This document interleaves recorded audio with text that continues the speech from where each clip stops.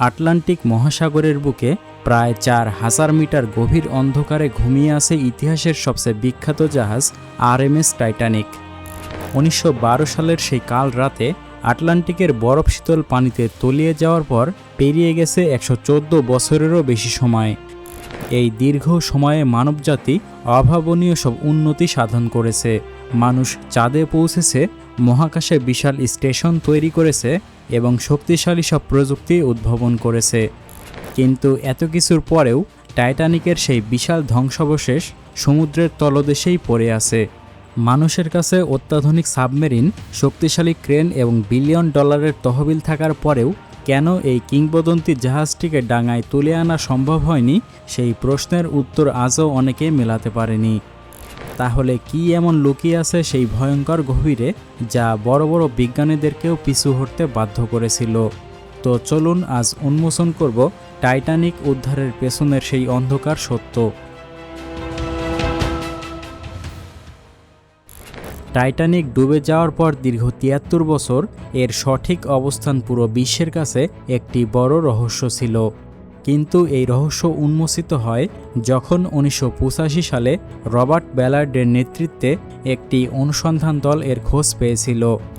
তাদের অভিযানটি কোনো সাধারণ বৈজ্ঞানিক অভিযান ছিল না, বরং এটি ছিল মার্কিন নৌবাহিনীর ডুবে যাওয়া দুটি পারমাণবিক সাবমেরিন খোঁজার একটি গোপনীয় মিশন, যার আড়ালে টাইটানিক জাহাজকে আবিষ্কার করা হয়। তারা অভিযানে গিয়ে দেখেন সাগরের অতল গভীরে জাহাজটি অক্ষত অবস্থায় নেই, বরং এটি দুই টুকরো হয়ে সমুদ্রের তলদেশে প্রায় ৬,০০০ মিটার দূরত্বে ছড়িয়ে আছে। জাহাজটির অবস্থান শনাক্ত হওয়ার পরে স্বাভাবিকভাবেই সারা বিশ্বের মানুষের মনে একটি প্রশ্ন জেগেছিল, এই জাহাজটিকে আদৌ সাগর তল থেকে উপরে তুলে আনা সম্ভব কিনা। কিন্তু জাহাজটির খণ্ডিত অংশগুলো যেখানে সমাহিত হয়ে আছে, সেখানকার বাস্তবতা মানুষের কল্পনার থেকেও ভয়ঙ্কর। কারণ সমুদ্রের ৩৮০০ মিটার গভীরে পরিবেশ ঠিক কতটা ঝুঁকিপূর্ণ তা সাধারণত কল্পনারও বাহিরে। সেখানে জলের চাপ প্রায় ৪০০ অ্যাটমসফিয়ার, যা সমুদ্রপৃষ্ঠের স্বাভাবিক চাপের থেকে বহুগুণ বেশি।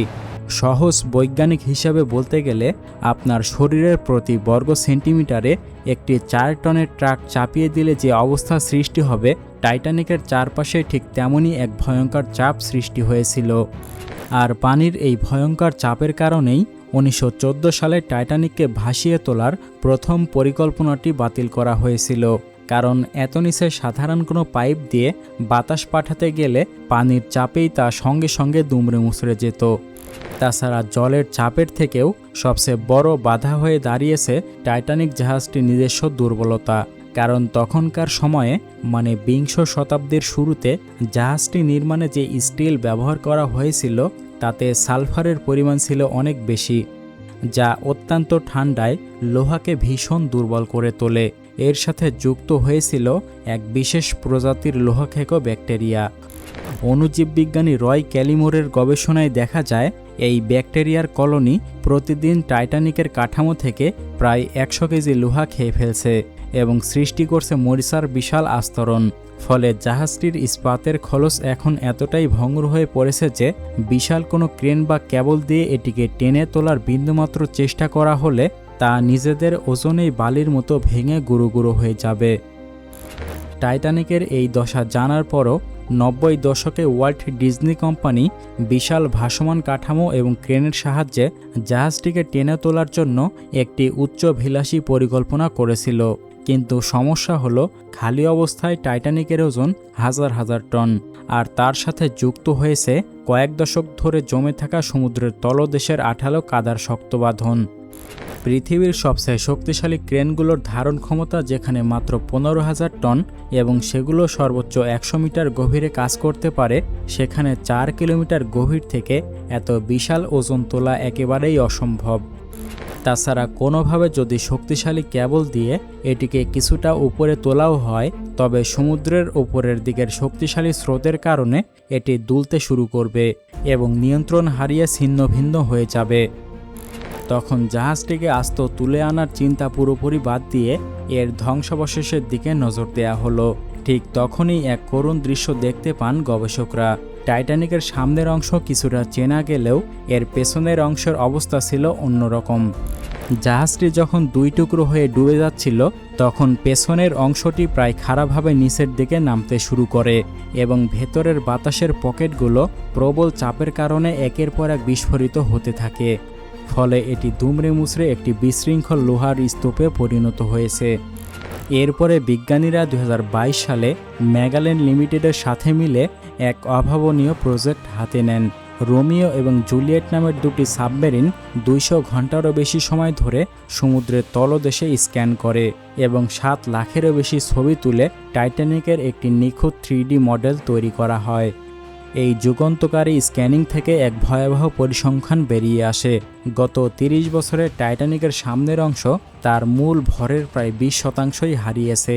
আর এভাবেই মূলত আবিষ্কার করা হয় টাইটানিককে আর কখনোই উদ্ধার করা সম্ভব না। টাইটানিক জাহাজ উদ্ধারের প্রযুক্তিগত বাধার কথা তো জানলেন, কিন্তু এর পেছনে আরও একটি বড় বাধা হলো আইনি বাধা। 2019 সালে যুক্তরাষ্ট্র, যুক্তরাজ্য, কানাডা এবং ফ্রান্স মিলে একটি চুক্তি করে। এই চুক্তির ফলে টাইটানিকের ধ্বংসাবশেষকে একটি সংরক্ষিত স্মৃতিস্তম্ভ বা সমাধিস্থল হিসেবে ঘোষণা করা হয়। এর মানে হলো ব্যবসার উদ্দেশ্যে বা টাকা কামানোর জন্য এখান থেকে কোনো কিছু তুলে আনা একেবারেই বেআইনি।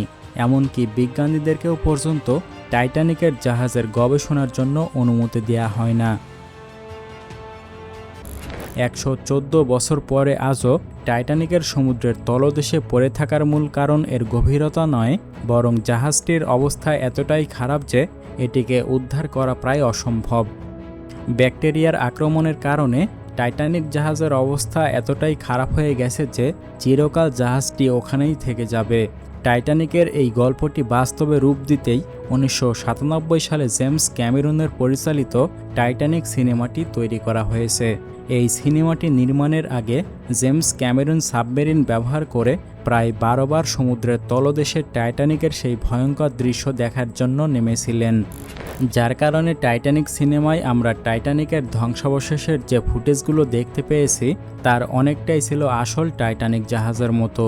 আর এই সবই সম্ভব হয়েছে ক্যামেরনের সমুদ্রের নিচে 12 বার অভিযানের মাধ্যমে। এই সিনেমাটি নির্মাণের প্রকল্পটি ছিল অত্যন্ত ব্যয়বহুল, যার মোট বাজেট ছিল প্রায় $200 মিলিয়ন, যা 1912 সালে আসল টাইটানিক জাহাজটি নির্মাণের খরচের থেকেও অনেক বেশি। জাহাজ ডুবার দৃশ্য নিখুঁতভাবে ধারণ করার জন্য মেক্সিকোর বাজা ক্যালিফোর্নিয়াতে একটি আস্ত নতুন স্টুডিও এবং 17 মিলিয়ন গ্যালন জলের একটি বিশাল ট্যাঙ্ক তৈরি করা হয়েছিল, যেখানে আসল টাইটানিকের প্রায় সমমানের একটি রেপ্লিকা ভাসানো হয়। টাইটানিক সিনেমাটি শুধু বক্স অফিসে ইতিহাস সৃষ্টি করার পাশাপাশি 11টি অস্কার এবং টাইটানিকের ট্র্যাজেডিকে বিশ্ববাসীর মনে চিরস্থায়ী করে দিয়েছে। তো টাইটানিক জাহাজ সম্পর্কে আপনাদের কোনো প্রশ্ন থাকলে তা অবশ্যই কমেন্ট করে জানাবেন। দেখা হচ্ছে পরবর্তী নতুন কোনো এপিসোডে।